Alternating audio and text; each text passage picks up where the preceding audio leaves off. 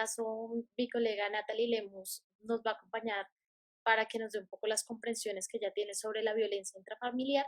Así que bienvenida, Natalie. Gracias. Bueno, sí, la idea es un poquito hablar de manera general sobre lo que trata el tema de violencia intrafamiliar. Eh, entonces, aquí la pregunta inicial es, ¿qué es violencia intrafamiliar?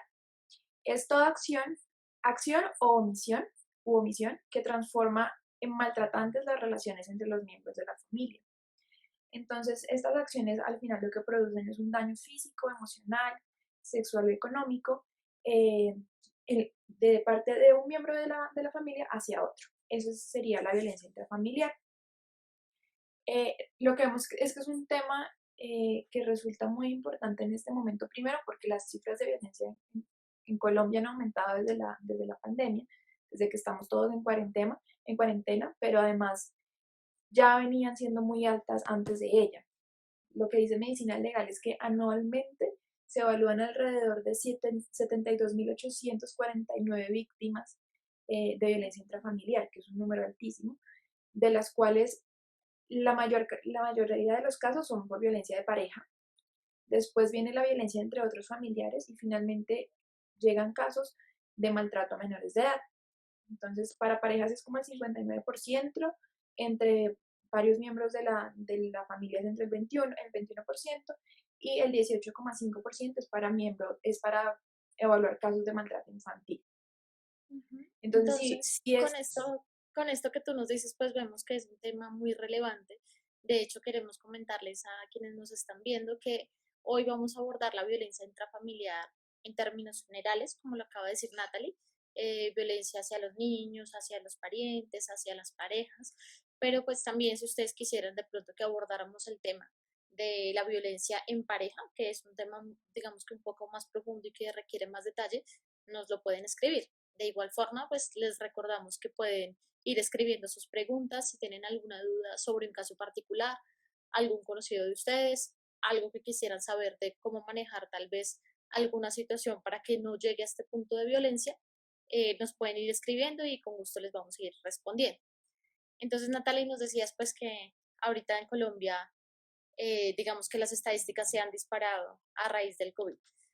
sí, se han disparado a raíz del COVID. Claramente eso tiene que ver con que pasamos todo el tiempo con nuestras familias y eso tiene unas implicaciones de estresores importantes. Pues antes nos veíamos 2 horas en la mañana, 4 horas máximo en la tarde, y pues eso reduce la posibilidad de que hayan conflictos. Ahora estamos todo el tiempo juntos y pues eso facilita que se den situaciones problemáticas entre los miembros de la pareja, entre los miembros de la familia, perdón.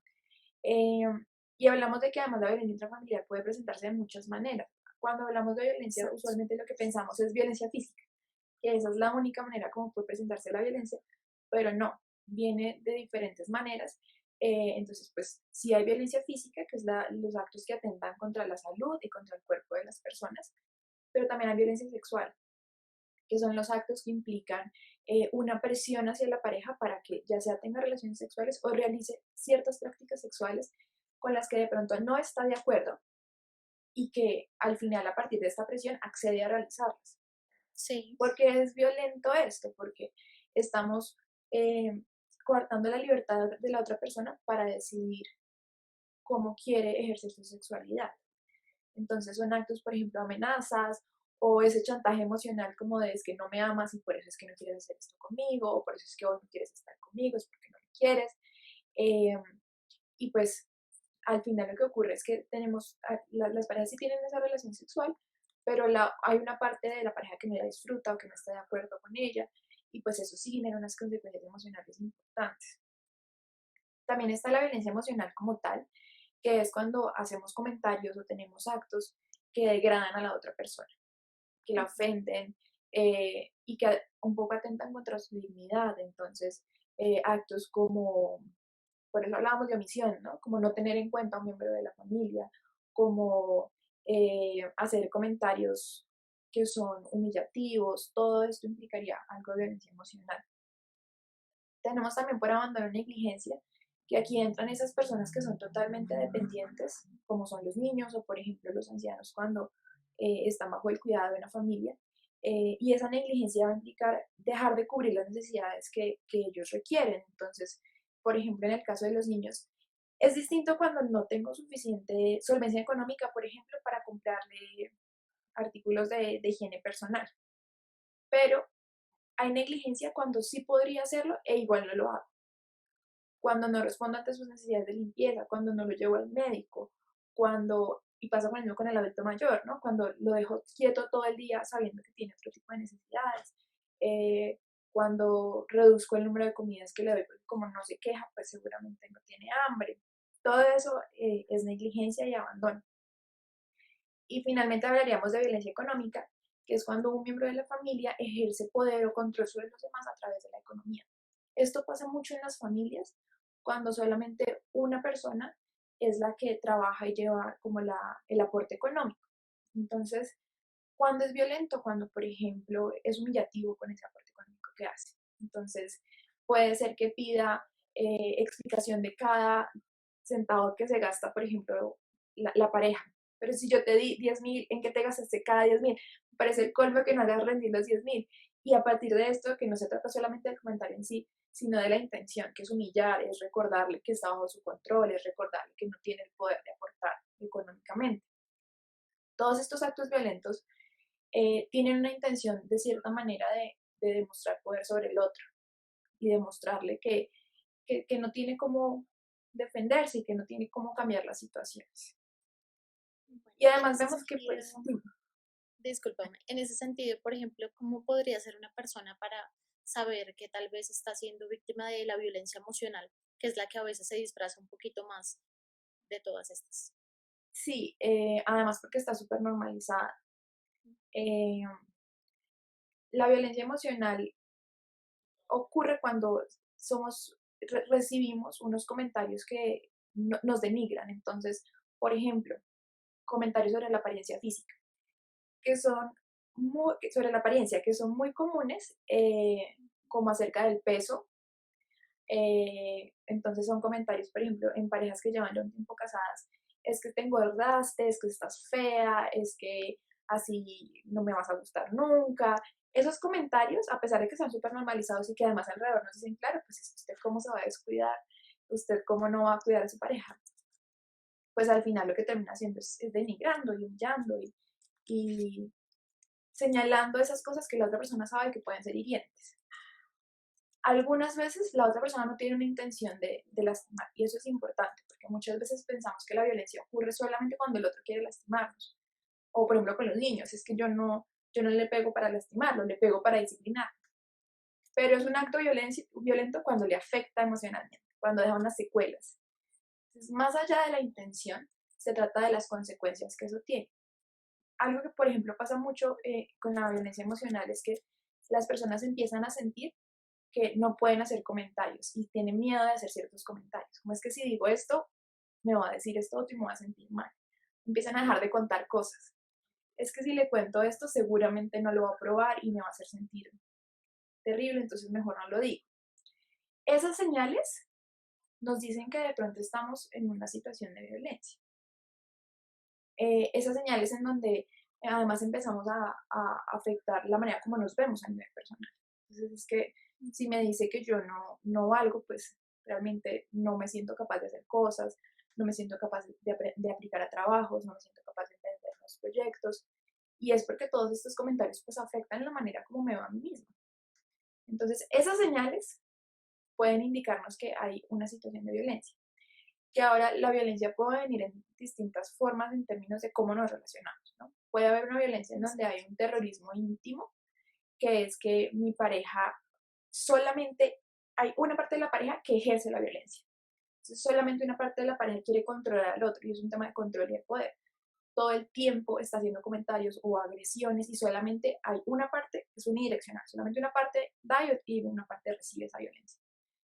Y lo que pasa con eso es que eventualmente la persona que está recibiendo la violencia puede responder de una manera agresiva, que a eso le llamamos resistencia violenta, y es cuando llevo tanto tiempo recibiendo insultos, llevo tanto tiempo recibiendo denigraciones, llevo tanto tiempo recibiendo y recibiendo, que un día reacciona de manera agresiva y puedo, por ejemplo, golpear, o puedo gritar e insultar, lanzar objetos, y es un acto en donde respondí ante mucho tiempo de violencia.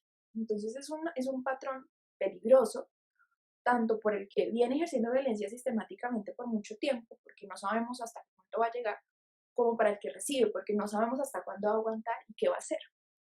Y aquí, por ejemplo, hay muchas noticias que escuchamos a veces de parejas que alguno, no sé, lo golpea o lo manda al hospital o incluso atenta contra su vida y nadie entiende de dónde viene, si era una persona tranquila, que nunca había sido agresiva, que en la pareja nunca había dado violencia y viene Ujú. desde, venía recibiendo violencia hace mucho tiempo hasta que no aguantó más y reaccionó.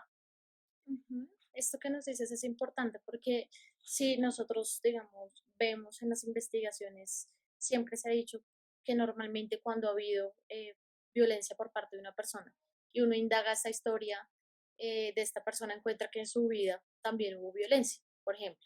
Entonces, tal vez son Sí, esos casos que ya vemos un poco al extremo, pero tal vez de sociópatas, de psicópatas que son tan comunes, digamos, en las series incluso de Netflix y demás y que se acercan mucho a esta realidad que viven muchas personas en sus hogares, si bien no llega al extremo de estos casos.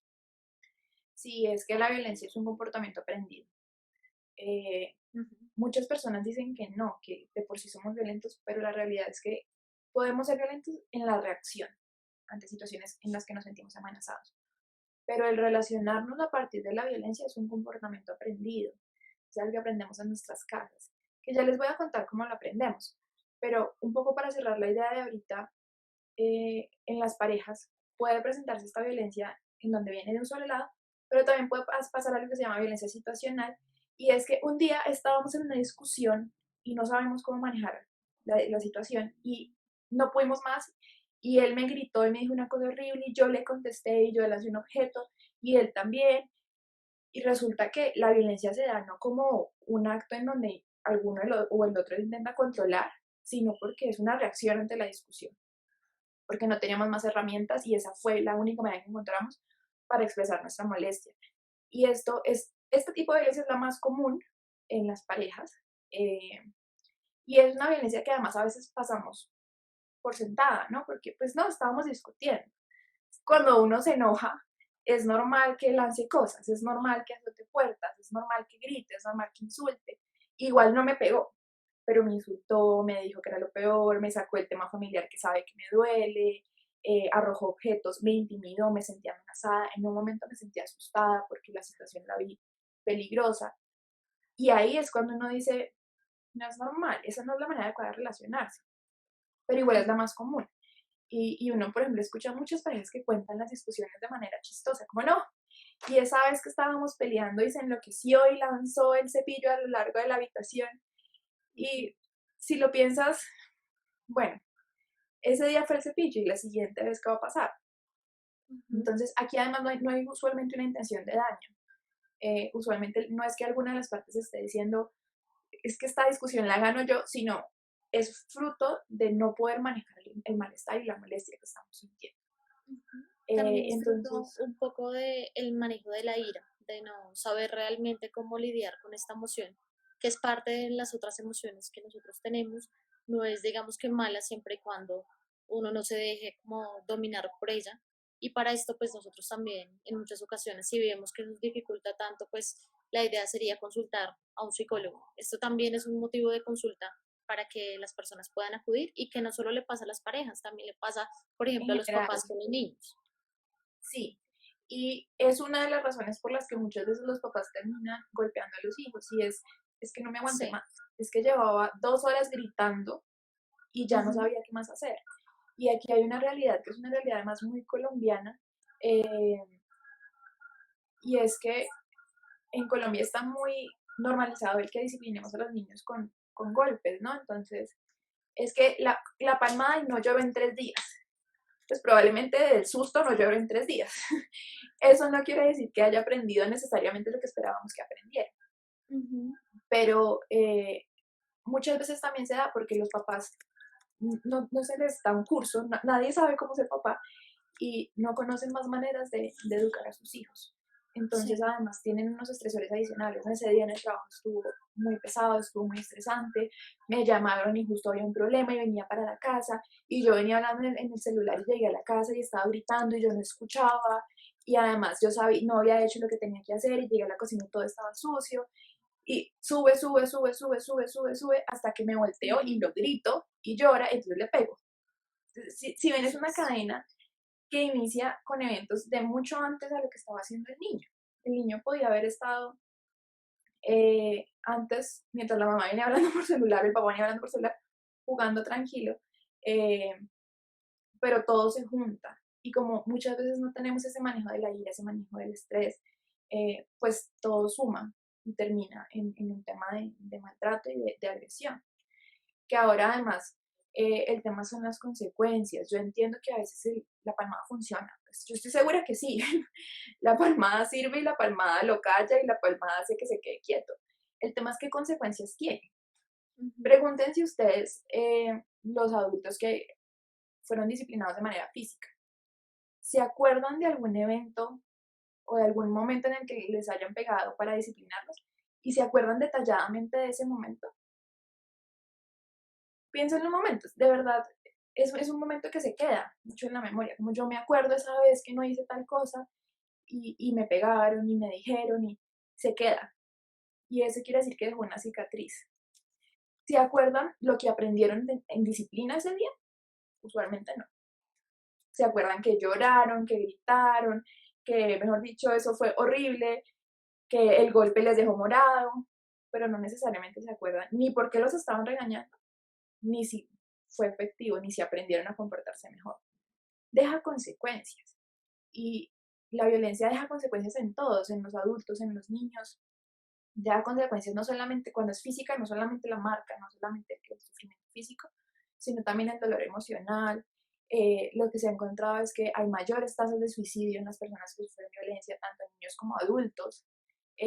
Hay mayor consumo de alcohol. Cuando los niños además han sufrido maltrato en la infancia, crecen para ser unos adultos que consumen más alcohol. Hay mayor consumo de sustancias, hay mayor posibilidad de sufrir un trastorno depresivo o ansioso, en los niños hay mayor deserción escolar, hay mayor autolesión, hay más aislamiento y además aprenden a comportarse de manera agresiva. Y Ujú. aquí Tú es, acabas. Dime, disculpa. y es que les enseñamos que la manera de relacionarnos es a partir de la agresión, entonces eso lo van a replicar en sus demás contextos. Ujú. Tú acabas de decir una palabra importante que tal vez las personas hoy en día no tienen muy en cuenta y es que las cicatrices no son solamente físicas que se reflejan en el cuerpo, sino también cicatrices emocionales.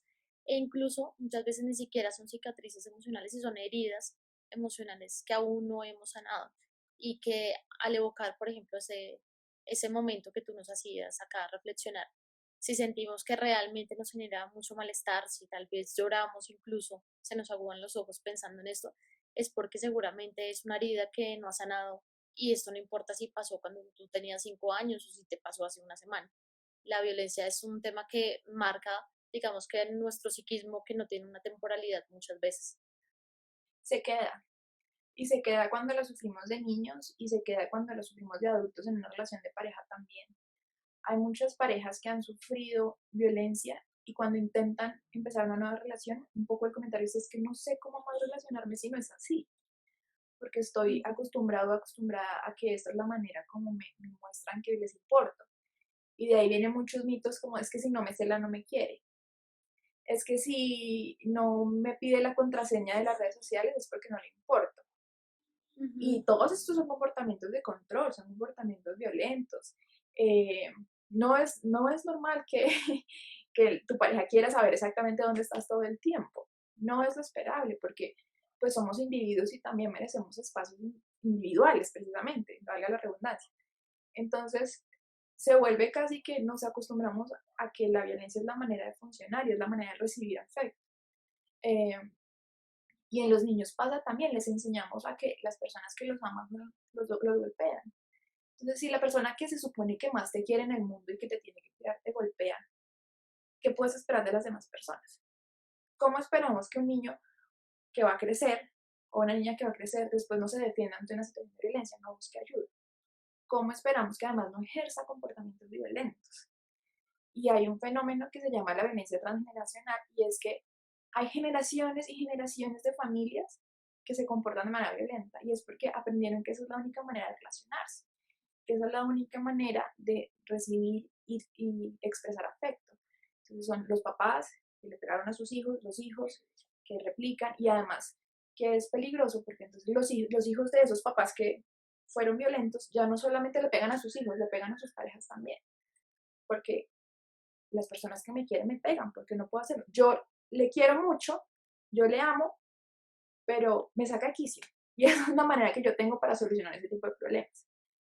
Entonces es un tema Sí. de qué consecuencias deja. No es solamente inmediatamente la pareja dejó de molestar, el niño hizo caso, se soluciona el problema, pero a largo plazo, ¿qué pasa? Ujú. Este tema de violencia es como un poco lo que podríamos hoy pensar con el COVID y es el tema de cómo se propaga, digamos lo que acá no se propaga físicamente, pero sí con unos aprendizajes, con unas interacciones que realmente van de familia en familia y cuando nos damos cuenta, digamos que de un solo caso se han desplegado muchos de violencia cuando los abordamos dentro de los procesos psicoterapéuticos. Por ejemplo, acá Paula nos dice, desde mi opinión, cuando se llega a la agresión física e incluso verbal, el respeto se pierde y repararlo no es fácil, incluso imposible. Acá podríamos pensar que, bueno, ella no nos escribió a qué tipo de violencia se refiere. Podría pensar que se está refiriendo a la de pareja, pero si pensamos que este tema de violencia intrafamiliar no solamente se da en las parejas, sino también se da con los niños, por ejemplo, lo que mencionamos ahorita, con los padres incluso, entonces ¿será que tendríamos, digamos que la misma reflexión de que la agresión física e incluso verbal hace que realmente en el niño queden tantas secuelas? Sí, y que además quede una relación quebrantada con los padres, una relación de desconfianza, de me da miedo contarle, por ejemplo, me da miedo, y cuando son adultos, uno encuentra ya adultos que les da pánico contarle cosas a los papás por la manera como van a reaccionar y que no solamente porque hayan sufrido violencia física, sino también violencia emocional, en donde todo el tiempo se les reprobaba lo que hacían, donde todo el tiempo se les hacían comentarios humillativos, es que usted no sirve para nada, es que usted es un bobo, es que usted no va a lograr nada en la vida. Entonces, cuando es un adulto que falla y que probablemente necesita apoyo de las personas que tiene cerca, pues siente miedo de contarle a su familia, porque sabe que es una familia que no va a recibir eso, sino que otra vez va a haber humillaciones, y por eso, por ejemplo, muchas veces se desencadenan situaciones de depresión, porque no tengo a quién acudir y me quedo solo con mi tristeza, solo con mi situación, y pues eso no es fácil, no es fácil lidiar solos. Entonces, creo que cuando nos relacionamos desde la violencia, y creo que era algo que decía al comienzo, es que las relaciones se convierten en relaciones maltratadoras. Entonces, no solamente es que tú me maltratas, sino que nuestra relación se convirtió en una relación de maltrato. Y eso sí es difícil Ujú. de reparar. En el caso de las parejas, por ejemplo, lo que uno dice es, una vez hay violencia física, lo que se sugiere siempre es que haya distanciamiento físico, como tal cual COVID. Entonces, hay violencia física, eso quiere decir que estamos en una situación de peligro para ambos, porque de nuevo, la respuesta de alguien que ha venido sufriendo violencia mucho tiempo, así nunca haya sido agresivo, puede ser muy agresivo, puede sobrepasar toda esa agresión que ha venido recibiendo. Entonces, Ujú. para preservar la vida y la integridad de ambas personas, lo que uno dice es, tienen que físicamente estar separados, así digan, igual queremos trabajar en la relación, no queremos terminar, ok, pero tiene que haber distancia física. Y ahí sí, hablamos, por ejemplo, de empezar un proceso terapéutico para revisar cómo se pueden reparar estas cosas que han pasado. Porque además la violencia no es, cuando hablamos de violencia intrafamiliar, no es algo que pase una vez, es la manera como ya se volvió la relación. Aprendimos a relacionarnos así, con nuestros papás, con nuestros hijos, con nuestra pareja. Y entonces, pues ahí es importante aprender una nueva manera de relacionarse. Se vuelve un patrón. Es como la única manera que encuentro. Y cuando no recibo ayuda para aprender a relacionarme de otra manera, pues lo que empieza a pasar es que así me voy a relacionar con todos. Y por ejemplo, eso pasa que uno ve personas que se involucran en relaciones violentas muchas veces y es como, es que no aprende. Es que le gusta que le peguen porque cómo es que sale de este y se mete con este. Y es porque no sabe cómo más relacionarse. Y además aprendió que así es el afecto. Entonces tenemos que encontrar procesos que nos ayuden a reaprender esas relaciones y esas formas de expresar lo que sentimos y lo que necesitamos. Ujú. Pensando en el tema de violencia en parejas, María nos hace una pregunta. Nos dice, ¿la violencia se ve más en parejas jóvenes o en parejas adultas? Esto es muy interesante porque antes se pensaba que era sobre todo en parejas casadas, en parejas que ya convivían, pero últimamente, por ejemplo, en Colombia se han encontrado índices de violencia en noviazgos desde los 16 años hasta los 25 años muy altos, sobre todo violencia emocional. Es decir, la violencia física sigue siendo más alta en las parejas adultas casadas, pero la violencia emocional está muy, muy presente en los jóvenes. Y sobre todo la violencia situacional, es decir, cuando tenemos discusiones y no sabemos manejar nuestras emociones, no sabemos cómo regular lo que está pasando y terminamos en actos violentos. Entonces pasan ambos. Y además aquí es más grave, ¿no? Porque aquí se desmerita todavía más. Pero son novios y ya en esas, pero ¿para qué se pone? Pues termínele y ya. Y pues al final no es tan fácil. Igual, sea un adolescente o sea una persona de 22 años, es una relación significativa, de la cual también es difícil terminar cuando hay un vínculo, pero que sí se presentan unas situaciones de violencia importantes. Ujú. También nos hacen una pregunta, nos dicen, ¿en qué momento debo acudir a terapia si siento que soy víctima de violencia intrafamiliar? Si te sientes víctima de violencia intrafamiliar, siempre es indicativo a acudir a terapia, porque ya sea para revisar cómo puedes mejorar la relación o también para trabajar en las cicatrices que dejó esta relación. ¿Sí? Porque aquí hablamos de la terapia sirve para ver cómo podemos reparar la relación si es posible, que a veces la terapia da la respuesta de es mejor separarnos. Y eso no se los va a decir el psicólogo, usualmente eso es en el proceso terapéutico que la pareja dice, ok, nos hemos hecho mucho daño, es mejor dejar hasta acá. O a veces se encuentran otras maneras y bueno, la relación funciona. Pero también hay procesos individuales que te permiten trabajar en lo que te dejó esa relación, para que no vuelva a repetirse el ciclo, para que además se quite la culpa, porque a veces también las víctimas de violencia se sienten muy culpables, sobre todo cuando hay terrorismo íntimo, porque la pareja les dice, es que es tu culpa, es que mira cómo me pones, es que si no hubieras llegado tarde, es que si hubieras contestado el celular, es que si hubieras estado en donde me dijiste, nada de esto habría pasado. Nada justifica los actos violentos y eso es muy importante. Nada los justifica. Entonces, esto deja unas cicatrices y el proceso terapéutico permite trabajar sobre esas cicatrices. Ujú. Creo que con esa respuesta que nos diste también respondiste a otra pregunta que había y era que en qué momento se debería terminar la relación. Según lo que tú nos dices, pues lo ideal es que cuando ya hay una violencia física se separe la persona también que fue víctima, entre comillas, porque también sabemos que esto es un ciclo y no podemos reducirlo solo a víctima, victimario, pero esa Ujú. otra persona también debe tener, digamos que una red de apoyo para no volver a recaer, porque no es solamente que ame mucho a esa otra persona, sino también, digamos que hay un proceso psicológico de por medio. Entonces, teniendo en cuenta eso, me gustaría que nos contaras un poco sobre el ciclo de la violencia y por qué las personas violentadas siguen estando allí con las personas que las agreden. Sí, y de nuevo aquí viene la frase de que le gusta que le peguen, es que no se va porque ya se acostumbró, y no. A veces las personas ni siquiera se dan cuenta que están en situaciones de violencia hasta que la violencia es muy alta y ya no encuentran salida de la violencia. Y es porque la violencia muchas veces funciona en un ciclo, sobre todo cuando es una violencia unidireccional, cuando es una violencia que perpetúa uno de los miembros de la pareja.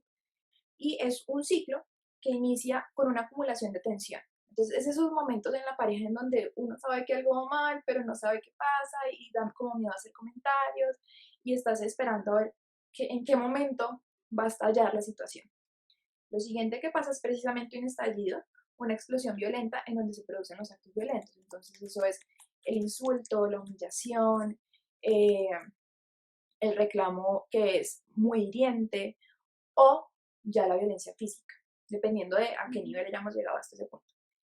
Después de eso viene un momento en donde la pareja pide perdón.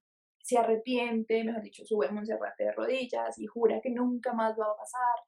eh, Lleva flores, puede tener gestos muy grandes, entonces cumple con eso que antes había dicho que iba a cumplir y nunca lo había hecho.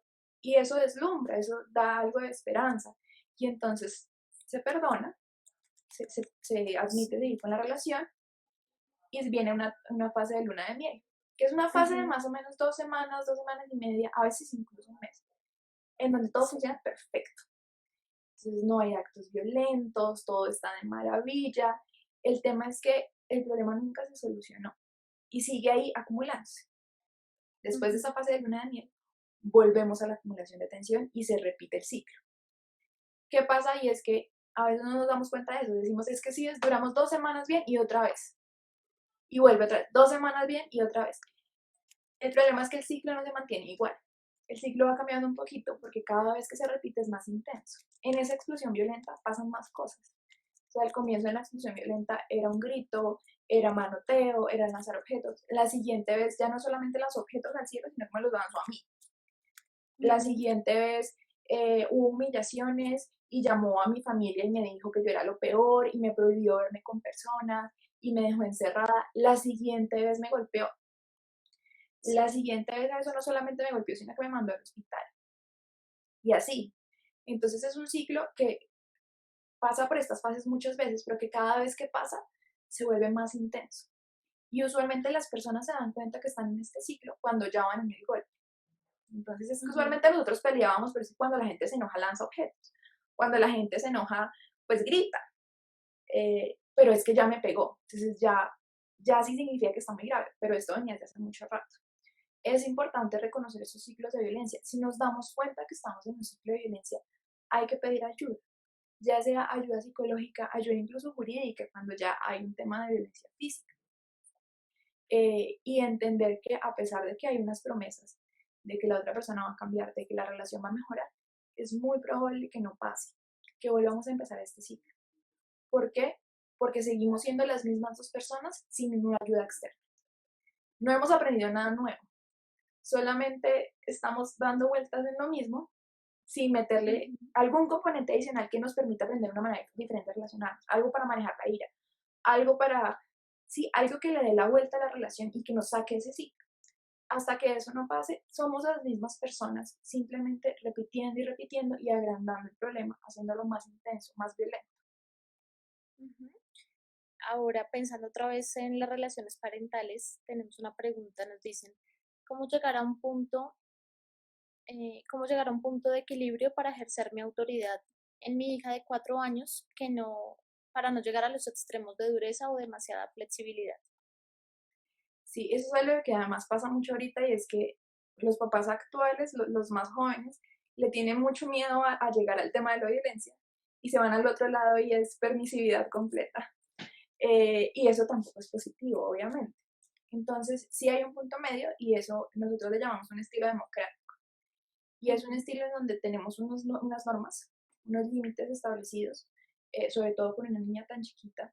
Hay unas normas establecidas, hay unos límites fijos, es decir, el adulto impone un horario, por ejemplo, unas actividades que se tienen que realizar y unas consecuencias, ya sea no ver televisión, ya sea no salir, pues ahorita no es una opción, pero me refiero a, son unas consecuencias que están ya pensadas por los padres y que aparecen cuando el niño no responde ante la exigencia que se le está haciendo.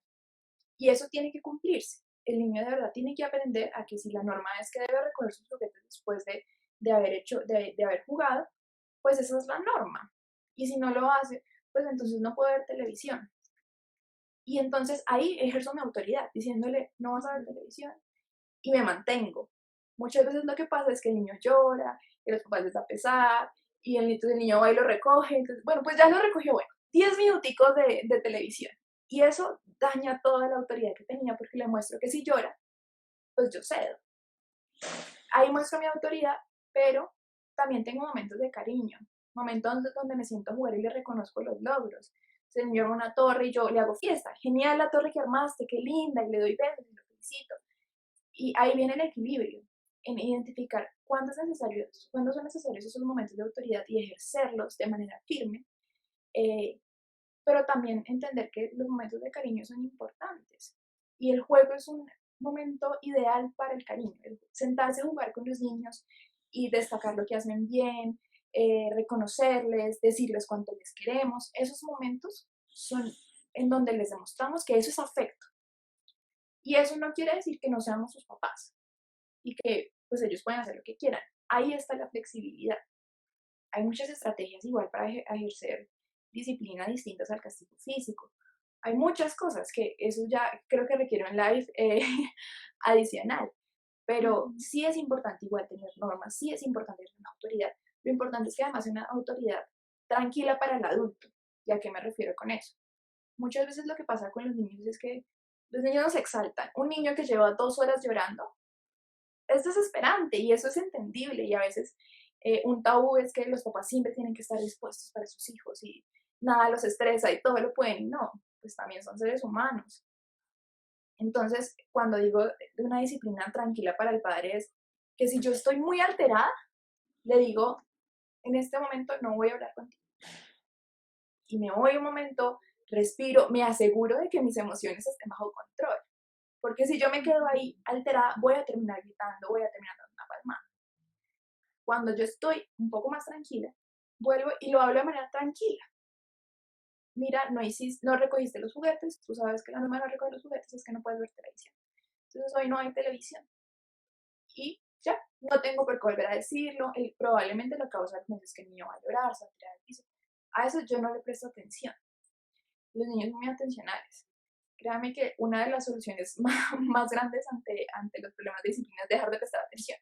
Esto no siempre es el caso, a veces uno tiene que entender bien por qué el niño llora, pero es una de las cosas que más funciona y es, yo di la orden y no tengo por qué discutirla más, no tengo por qué cuestionar mi propia autoridad, volviendo a repetir.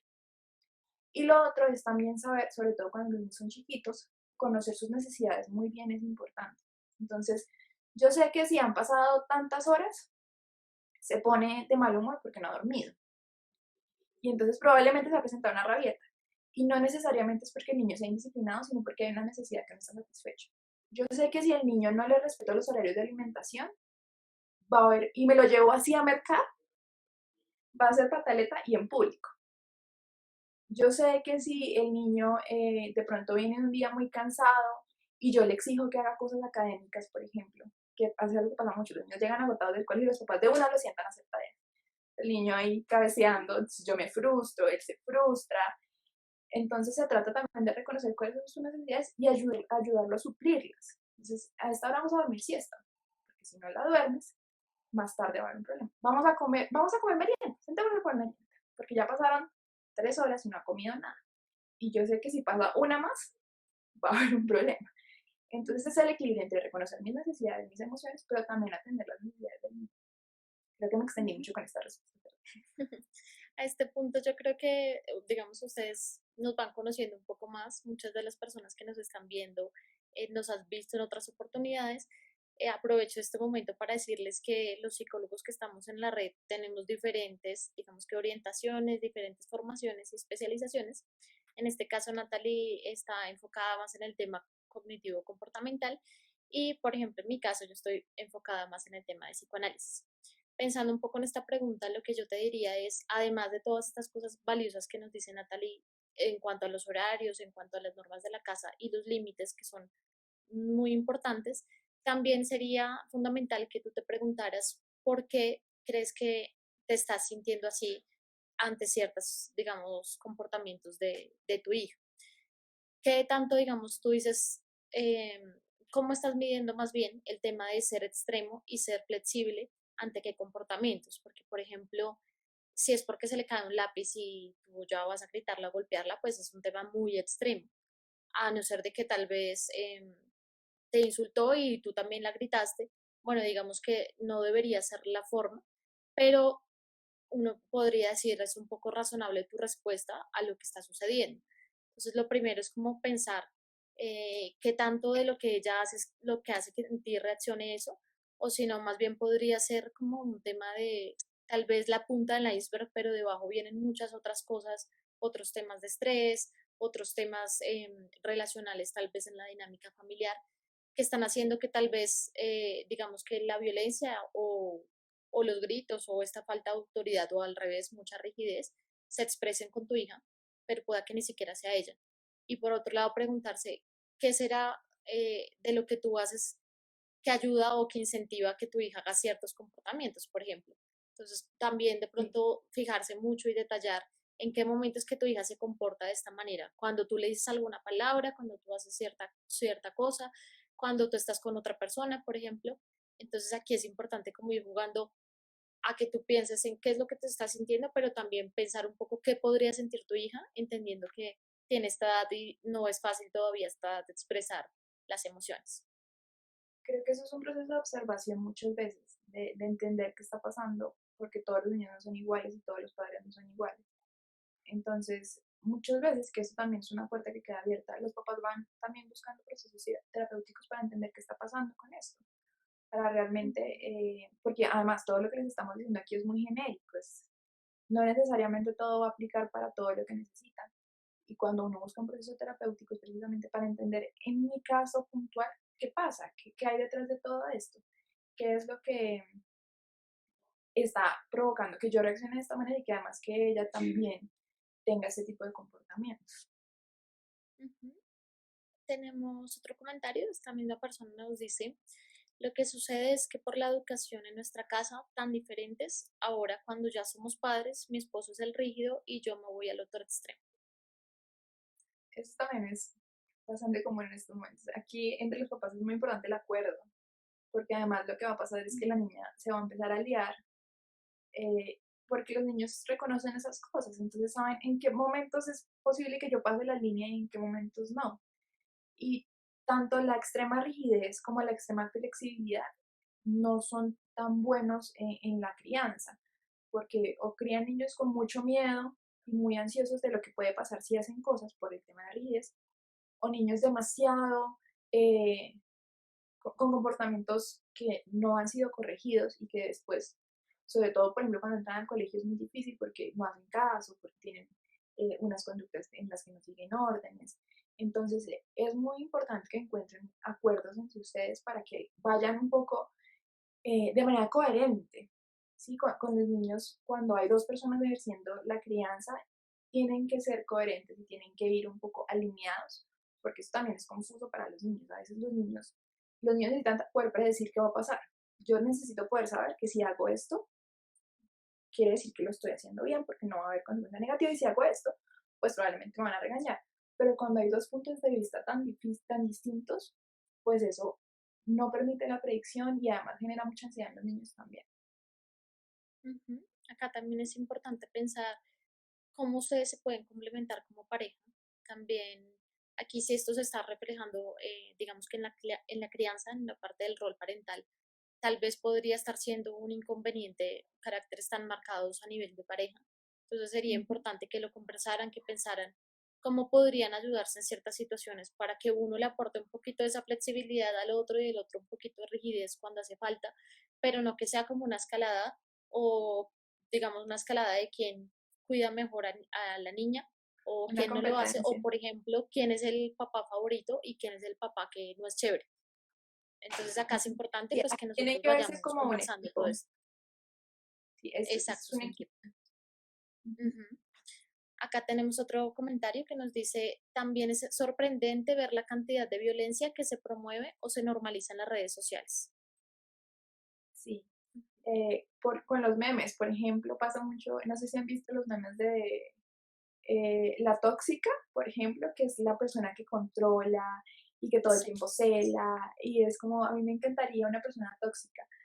Y pues la realidad es que esa persona está teniendo unos comportamientos bien violentos, de cuando es una persona que intenta controlar todo el tiempo, pues no te está dejando ejercer tu libertad y eso es agresivo. Ujú. Entonces se normaliza muchísimo y además los comentarios son como si mi novia es así y de nuevo el tema de los celos también. Si no te cela no te quiere, si no te pregunta con quién estuviste es que no le importas, si no accede a lo que quieres hacer a nivel sexual es que no está comprometido con la relación. Entonces en los memes se ve muchísimo y lo importante es que aprendamos a ser críticos con esas cosas. Hay cosas que de pronto nos pueden causar Ujú. risa, pero que cuando lo revisamos bien decimos, de verdad, ¿qué tan, qué tan chévere sería vivir esa situación en la vida real?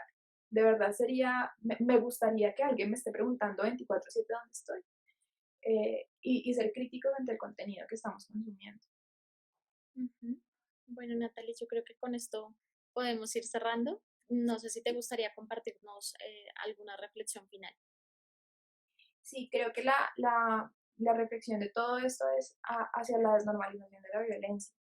El saber acerca de qué es violencia, de qué manera se puede presentar y de que es algo que además podemos estar viviendo todos los días. No se trata solamente de saberlo por saberlo, sino para poder otra vez ser críticos y poder decir, esto que estoy viviendo no es algo que debería estar viviendo. O tal vez hay otra manera de relacionarme, tal vez hay otra manera de solucionar los problemas, tal vez hay otra manera de disciplinar, porque además la violencia se ha normalizado porque son cosas que venimos haciendo desde hace mucho tiempo. Y cuando venimos haciendo algo desde hace mucho tiempo y lo aprendimos en nuestra familia y es algo que veíamos en nuestra cotidianidad, pues no lo cuestionamos tan fácilmente. Entonces, si yo vengo de una familia en donde golpear está bien o donde humillar está bien, así sea en chiste, pues probablemente lo voy a ver normal con mi pareja y después lo voy a ver normal con mis hijos. Que yo solamente le hice un chiste y se puso a llorar.